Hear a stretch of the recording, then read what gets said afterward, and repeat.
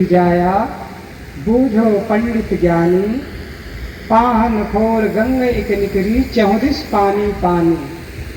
तही पानी दुई पर्वत बूढ़े दरिया लहर समानी।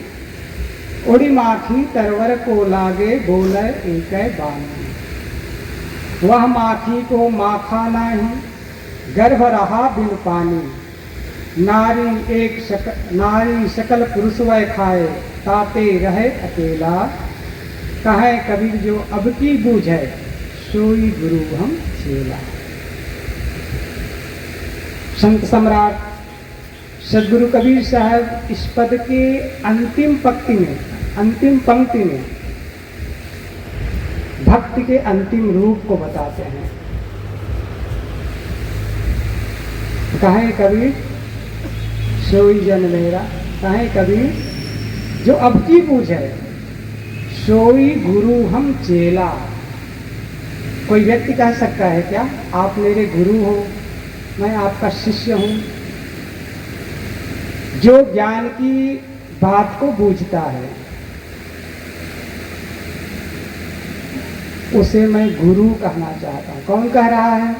संत सम्राट सदगुरु कबीर साहब, जिन्हें हम आप सब संत शिरोमणि कहते हैं, जिन्हें आप हम सब सर्वोपरि सद्गुरु कहते हैं। वो क्या कह रहे हैं? यदि आप मेरी बातों को समझ बूझ लेते हो और उसके अनुसार चलने लग जाते हो, तो सदगुरु कबीर साहब क्या कहते हैं? आपको मैं गुरु कहने को, गुरु मानने को तैयार हूं।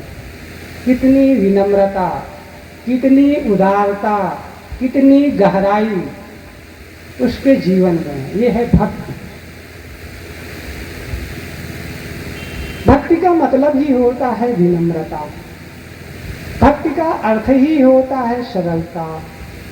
भक्ति का अर्थ ही होता है जीवन का कुटिलता रहित जीवन, जिसे हम भक्ति कहते हैं।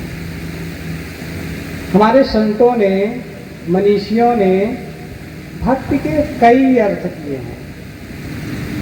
भक्ति का प्रथम अर्थ होता है दार्शनिक दृष्टि से। भिन्न भिन्न दृष्टिकोण होते हैं। किसी भी शब्द के अर्थ को समझने के लिए भिन्न भिन्न दृष्टिकोण होते हैं। तो दार्शनिक दृष्टि से भक्ति का अर्थ होता है विभक्त कर देना। विभक्त शब्द से भक्ति शब्द का निष्पन्न हुआ है, बना हुआ है। विभक्त का मतलब आप सब जानते हैं, अलग अलग बंटवारा कर देना, उसे कहा जाता है भक्ति। अब किसको अलग अलग करना है? तो अलग अलग करने का अर्थ यहाँ है जड़ और चेतन को अलग अलग करना है। आप हम के शरीर में जड़ भी है, चेतन भी है। चेतन आत्मा इस शरीर को संचालित करने वाला है और संचालित होने वाला ये शरीर है, यंत्र है शरीर। तो दोनों का हमारे चित्त में एक में एक हो गया है। चित्त में जड़ और चेतन एक में एक हो गया है। हमारा चित्त शरीर को ही चेतन के रूप में आभासित करता है, मानने लगता है। तो हमारे मनीषियों ने कहा है कि उसको अलग अलग कर देना। चित्त अलग है, शरीर अलग है और चेतन आत्मा अलग है। इस प्रकार मान करके अलग अलग कर लेना, यह है भक्ति का दार्शनिक रूप। भक्ति का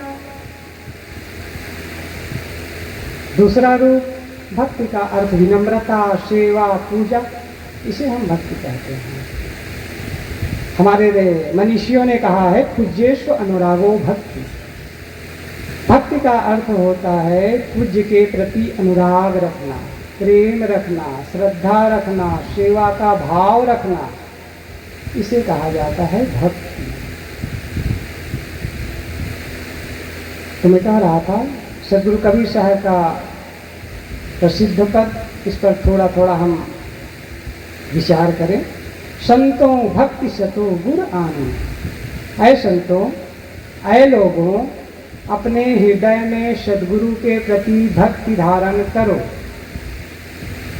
प्रश्न होता है सतगुरु के प्रति ही भक्ति धारण क्यों करें? भक्ति तो भगवान की भी कर सकते हैं। कोई कह सकता है हमें भक्ति गुरु की नहीं करना है, भगवान की करना है। कोई कह सकता है जो मानने वाले हैं, लेकिन शब्द लगेगा, क्योंकि जिस भगवान की भक्ति हम आप करने के लिए सोच रहे हैं, कह रहे हैं, उस भगवान ने क्या किया है? प्रातः काल उठ के रघुनाथा, मात पिता गुरु नावहि माथा। उन्होंने किसकी भक्ति किया है? जिस भगवान की हम भक्ति करेंगे, गुरु की भक्ति नहीं करेंगे कहते हैं, तो उसकी परंपरा और उसके आचार को देख लें, उनके जीवन आदर्श को देखते हैं, तो उनके जीवन के आदर्श में है गुरु की भक्ति। रामकृष्ण से को बड़ा उन्हों तो गुरु की।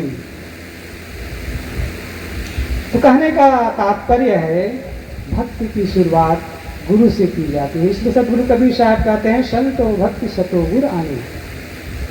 दूसरा प्रश्न उठता है, संतों को कह रहे हैं, हम लोगों को तो नहीं कह रहे हैं, भक्तों को तो नहीं कह रहे हैं।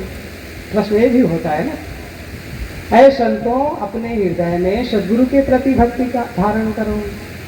तो संत की परिभाषा भी समझ लें। संतों कहिए श्रोता को, संतों शांति स्वरूप, संतों कहिए जीव को निर्वारत निज रूप। संतों कहिए श्रोता को, जो ज्ञान की बातें श्रवण करता है वो संत है। क्यों संत है? जितनी देर तक, जिस समय में आप ज्ञान की बातें श्रवण करते हैं, ज्ञान चर्चा सुनते होते हैं, आपका मन शांत होता है। जिसका मन शांत होता है वो संत होता है। सा धन अंत।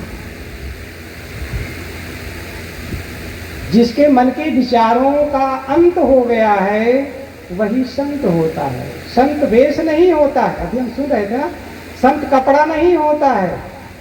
संत लाल काला पीला कपड़ा लपेटे हुए व्यक्ति नहीं होता है, वो संत का वेश होता है। संतत्व भीतर होता है। जिसका चित्त निर्मल होता है, जिसका मन शांत होता है, वो संत होता है। तो मैं कह रहा था, तो संत की परिभाषा देते हुए कहते हैं संतों कहिए श्रोता को, संतों शांति स्वरूप, जिसका स्वरूप शांत होता है वो संत होता है। संतों कहिए जीव को, जीव का स्वरूप शांत है।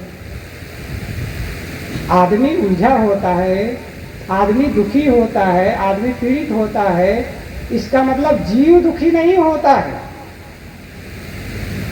जीव पीड़ित नहीं होता है, जीव उलझा नहीं।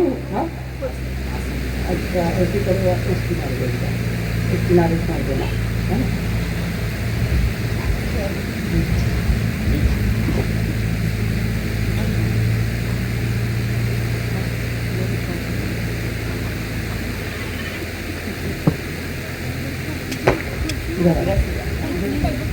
आ जाओ कहाँ के ना।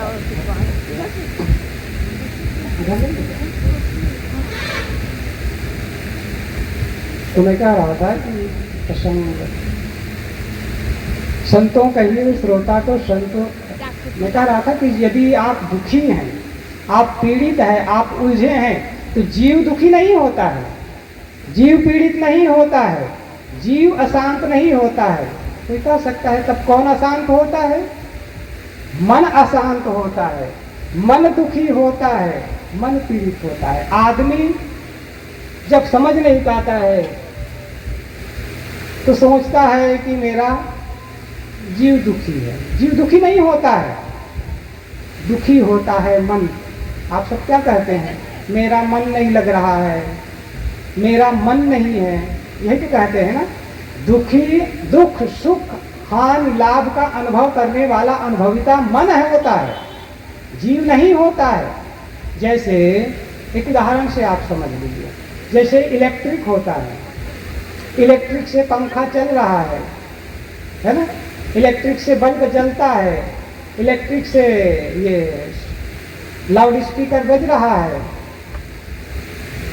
तो बिजली ही हवा है, बिजली ही लाइट है, बिजली ही लाउड स्पीकर है ऐसा तो नहीं होता है, वो एक माध्यम होता है। आवाज अलग होती है, प्रकाश अलग होता है, हवा अलग होती है ना। तो ठीक वैसे ही सुख दुख हानि लाभ का अनुभव करता है मन। तो दुखी मन होता है, पीड़ित मन होता है, उलझा हुआ मन होता है। जीव दुखी नहीं होता है, जीव पीड़ित नहीं होता है। हम कहते हैं कि मेरा जीव दुखी है, जीव दुखी नहीं होता है। जीव तो निर्विकार होता है, क्योंकि वो शरीर के बंधन में बंधा हुआ होता है। शरीर के घेरे में होने के कारण से लगता है कि शरीर ही दुखी है, आत्मा ही दुखी है। आत्मा दुखी नहीं होता है, मन दुखी होता है। हर चीज़ का अनुभव, हर चीज़ की जानकारी, हर चीज़ को समझने वाला मन होता है, तो मन ही दुखी होता है। तो मैं कह रहा था कि जीव शांत स्वरूप होता है, इसलिए वो संत है। संतों का ये जीव को निर्वारक निज रूप, जो अपने निज रूप को निर्वार कर लेता है, अलग कर लेता है, वो संत होता है। मैं कह रहा था संतो भक्ति सतो गुर आनी, ऐ संतों अपने हृदय में सदगुरु के प्रति भक्ति धारण करो। सतगुरु, गुरु तो बहुत होते हैं, माता पिता भी गुरु होते हैं, किंतु सदगुरु सर्वोपरि होते हैं। अभी हम सुन रहे थे ना, जो सत्य में स्थित हो, जो पूर्णता को प्राप्त हो, वो सदगुरु होते हैं। जिनका जीवन, जिनका मन निर्मल हो, वो सदगुरु होता है। ऐसे गुरु की भक्ति करने से उनका ज्ञान, उनका आदर्श और उनकी स्थिति हमारे जीवन में आती है। कहा आप सब जानते हैं, डॉक्टर का आप संग करते हैं तो डॉक्टरी आपके जीवन में आते जाता है। किसान के संग करते हैं तो खेती बाड़ी की जानकारी आपके जीवन में आता है। वकील का संग करते हैं तो वकालत की बातें आप जानने लगते हैं, या फिर अन्य और लोगों का संग करते हैं तो उसके बारे में जानते हैं। ठीक वैसे ही सद्गुरु का आप संग करेंगे तो उनके जो गुण हैं, उनके जो आदर्श है, उनकी जो स्थिति है हमारे अंदर में आने लगता है। क्यों? क्योंकि जिनके संपर्क में हम होते हैं उनकी बातें अपने आप ऑटोमेटिकली प्रवाह के रूप में हमारे अंतःकरण में आने लगता है। इसलिए सद्गुरु कबीर साहब कहते हैं, ऐ लोगों सद्गुरु की भक्ति अपने हृदय में धारण करो। अगली पंक्ति में बता रहे हैं, प्रसंगवश सद्गुरु कबीर साहब कहते हैं, नारी एक पुरुष दुई जाया बूझो पंडित ज्ञानी। उल्टवासी पद है, इसमें सद्गुरु कबीर साहब प्रश्न कर रहे हैं। क्या कह रहे हैं? नारी एक पुरुष दुई जाया बूझो पंडित ज्ञानी। भक्ति करने से क्या मिलेगा? भक्ति को नारी का रूपक दे रहे हैं सद्गुरु कबीर साहब। भक्ति का अर्थ ही होता है कोमलता, विनम्रता। और हम आप सब क्या कहते हैं? जो कोमल विनम्र स्वभाव का होता है उसको क्या कहते हैं? ये स्वभाव स्त्री का है, यही तो कहते हैं ना। जिसका सरल बिल्कुल विनम्र स्वभाव होता है उसको कहते हैं ये मातृत्व भाव वाला है। तो भक्ति में भी विनम्रता है, सरलता है, कोमलता होती है, इसलिए उसको सद्गुरु कबीर साहब नारी के रूपक से प्रस्तुत कर रहे हैं। नारी एक पुरुष दुई जाया। जब हम भक्ति को धारण करते हैं, अंतःकरण में भक्ति लाते हैं, तो वो दो पुरुषों को जन्म देती है। एक उदाहरण सद्गुरु कबीर साहब पेश कर रहे हैं। संसार में देखा जाता है कोई भी माता बच्चे को जन्म देती है, पुत्र को जन्म देती है या पुत्री को जन्म देती है बच्चे के रूप में, किंतु सद्गुरु कबीर साहब कहते हैं नारी एक पुरुष दुई जाया, दो पुरुषों को पैदा करती है। और बूझो पंडित ज्ञानी, इस बात को समझो, बूझो ज्ञानी पंडितों इस बात को समझो। संसार में प्रायः देखा जाता है माताएं बच्चे को जन्म देती हैं, किंतु भक्ति रूपी नारी दो पुरुषों को पैदा करती है। तो कौन सा पुरुष है? ज्ञान और वैराग्य। जिसके अंतःकरण में भक्ति होता है उसी के अंतःकरण में ज्ञान आता है। श्रद्धावान लभते ज्ञानम कहा जाता है ना, जिसके अंतःकरण में श्रद्धा होती है उसी के अंतःकरण में ज्ञान टिकता है। जहाँ गहराई होता है वहीं बरसात का पानी टिकता है। तो सब श्रद्धा से ज्ञान आता है, विनम्रता, श्रद्धा से ज्ञान मिलता है, विनम्रता से मान मिलता है, योग्यता से स्थान मिलता है, और जिसके जीवन में तीनों है उन्हें सम्मान मिलता है। तो श्रद्धा जिसके अंदर में होती है उसके अंदर में ज्ञान आता है। तो श्रद्धा का अर्थ होता है भक्ति, यहाँ पर आ गया। तो भक्ति रूपी नारी से ही ज्ञान आता है, ज्ञान से ही वैराग्य आता है। इसलिए कभी साहब कहते हैं भक्ति रूपी नारी से ज्ञान और वैराग्य दो पुरुषों का जन्म होता है।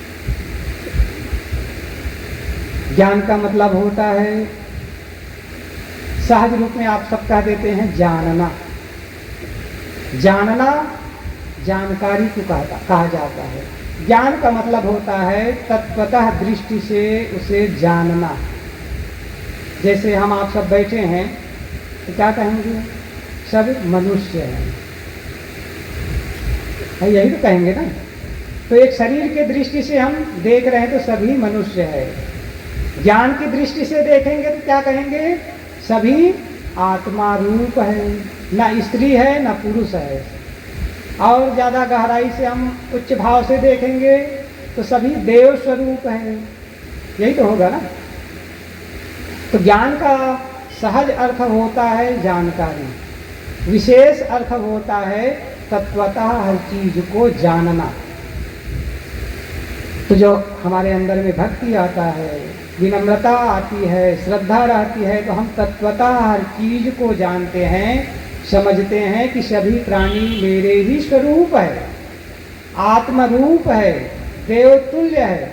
और जब देवतुल्य है तो फिर किससे द्वेष, किससे लड़ाई, किससे झगड़ा, किसका लेना किसका देना, ये सब कहाँ होता है, शरीर भाव से होता है। जानते तो सब हैं, जानते सब हैं कि चेतन आत्मा जीव सबके अंदर में है, लेकिन थोड़ी थोड़ी बातों के लिए लड़ते हैं, थोड़ी थोड़ी बातों के लिए आदमी वैमनस्य ठान लेता है, थोड़ी थोड़ी चीज़ों के लिए आदमी बैर बना लेता है।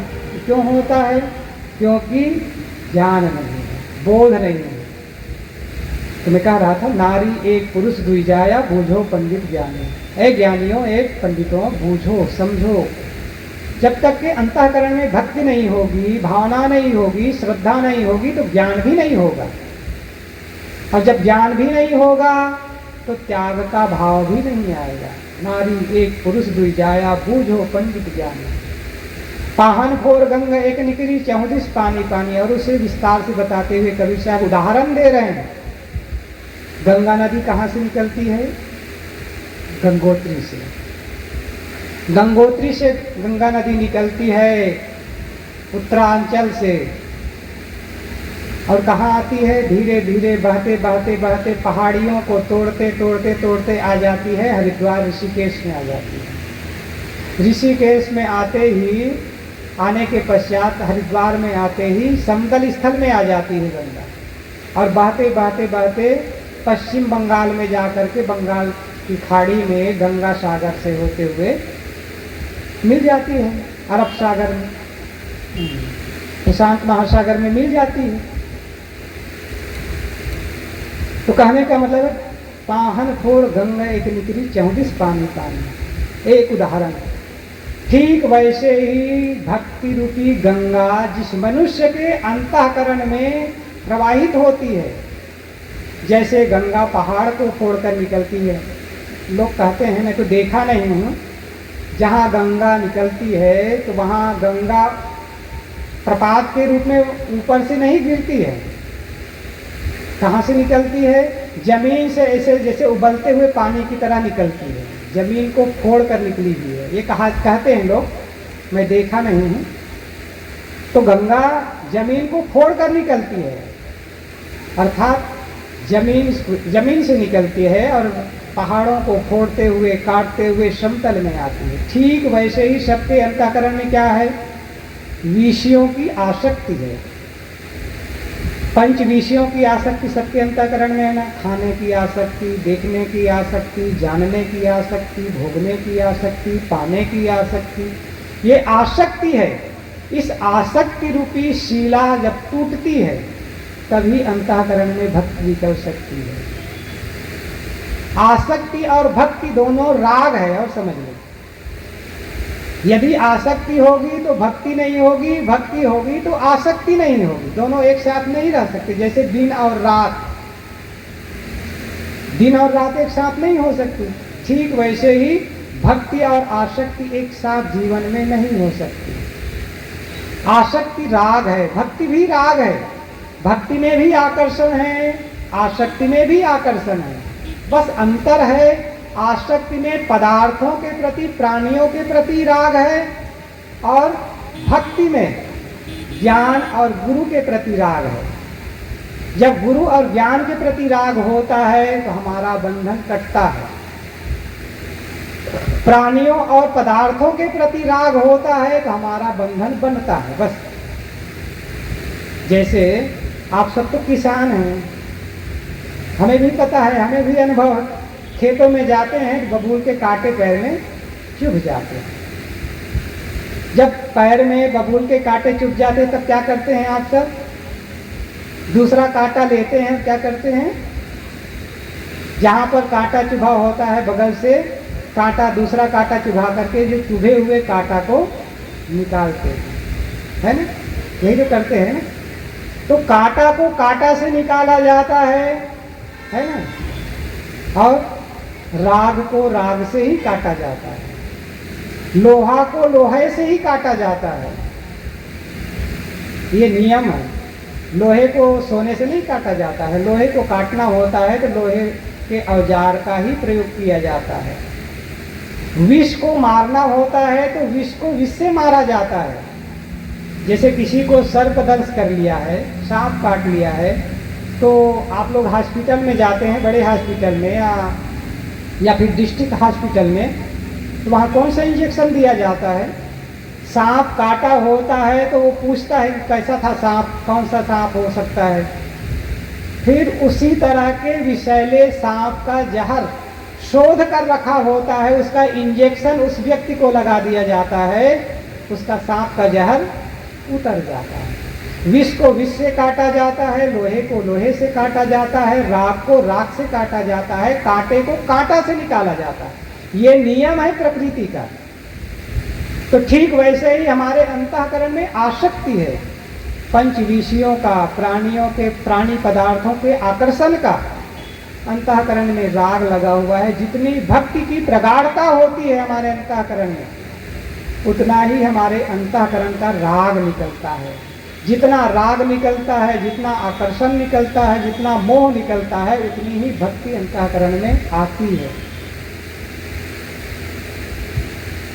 तो मैं कह रहा था कि भक्ति से ही जब भक्ति आती है तो वो विषयाशक्ति रूपी पहाड़ को, विषयाशक्ति रूपी शिला को तोड़कर निकलती है, और जिसके जीवन में भक्ति आ जाती है तो पूरा जीवन भक्तिमय हो जाता है। जैसे शबरी ने भक्ति किया था, जैसे मीरा ने भक्ति किया था, उनका पूरा जीवन भक्तिमय था। भक्ति में तल्लीन रहती थी, कौन क्या कहता है, कौन क्या बोलता है, कौन मेरे लिए क्या व्यवहार करता है, उस पर उसका ध्यान नहीं था। उन्हें तो लगता था कि मुझे परम प्राप्तव्य की प्राप्ति हो, बस। तो सदगुरु कबीर साहब कहते हैं, पाहन भोर गंगा एक निकरी 34 पानी पानी, तई पानी दुई पर्वत बूढ़े दरिया लहर समानी। अब दूसरा उदाहरण और कबीर साहब दे रहे हैं, तई पानी दुई पर्वत बूढ़े। पर्वत तो होता है ऊंचा टीला होता है, और उस पर्वत में नदी के जल से पर्वत कैसे डूबेगा? डूब सकता है? नहीं डूब सकता है। लेकिन सदगुरु कबीर साहब की वाणी उल्टवासी होती है, सुनो तो लगता है कि उल्टा जैसे है, और समझो तो लगता है सही। भक्ति रूपी गंगा से, भक्ति रूपी पानी से अंतःकरण में जो अहंकार और मोह को विशाल पर्वत सबके अंतःकरण में है कि नहीं? मोह का और अहंकार का इतना विशाल पर्वत है कि संसार के सारे पर्वत उससे छोटे हो जाएंगे। इतना विशाल पहाड़ सबके अंतःकरण में अहंकार, मैं रात दिन आदमी करता रहता है बकरी की तरह। मैं ये मेरा है, ये मैं और मेरा में आदमी उलझा रहता है। मेरा मतलब मोह, मैं मतलब अहंकार। अहंकार और मोह का विशाल टीला सबके अंदर में है, विशाल पर्वत सबके अंदर में अंतःकरण में है। और जब भक्ति आती है तो भक्ति में मोह और अहंकार विलीन हो जाता है। भक्ति ही एक ऐसा शस्त्र है, भक्ति ही एक ऐसा आधार है जिसमें अहंकार और मोह दोनों चूर्ण हो जाता है, दोनों शांत हो जाता है, दोनों विलीन हो जाता है। तो उसी को उदाहरण के माध्यम से सदगुरु कबीर साहब बताते हैं, तई पानी दुई पर्वत बूढ़े, दरिया लहर समानी। और दरिया लहर समानी, दरिया कहा जाता है समुद्र को और लहर कहा जाता है तरंग को। समुद्र में तरंग उठती है, ये सब दिखाई देता है, सबको पता है। कबीर साहब कहते हैं तरंग में ही समुद्र समाहित हो गया। समुद्र यहाँ पर संसार सागर कहा जाता है ना, संसार सागर। सबके अंतःकरण में, सब में, सबके मन में संसार के सागर का, संसार का आसक्ति है, वही संसार सागर है। बाहर का संसार एक दिखता है, दिखाई दे रहा है, बाहर का संसार है। बाहर के संसार को मिटाना नहीं है, बाहर का संसार मिट भी नहीं सकता है। सबके अंतःकरण में अपना अपना संसार बना हुआ है। सबका संसार अलग अलग है। बाहर का संसार सबके लिए एक है, लेकिन भीतर का संसार सबका अलग अलग होता है ना। भीतर का संसार जो परिवार है, घर है, जमीन है, दुकान है, वही तो उसका संसार होता है। भीतर का संसार सबका अलग अलग होता है। तो उस भीतर का संसार ही संसार सागर है। वो भक्ति की लहर में डूब जाती है। जितनी प्रगाढ़ भक्ति अंतःकरण में होगी तो संसार विलीन हो जाता है, और भक्ति नहीं होगी तो संसार सागर में संसार के प्राणी डूबते उतराते रहते हैं। बस थोड़ा सा दृष्टि को घुमाना है, थोड़ा सा अपने मन को ज्ञान में लगाना है, बस हमारा जो विषयों की आसक्ति है भक्ति में बदल जाएगा। तो सदगुरु कबीर साहब कहते हैं, तेई पानी कोई बरवत बूढ़े, दरिया लहर समानी, उड़ी माखी तरवर को लागे, बोले एक बानी। सदगुरु कबीर साहब फिर उदाहरण दे रहे हैं, उड़ी माखी तरवर को लागी, बोले एक बानी।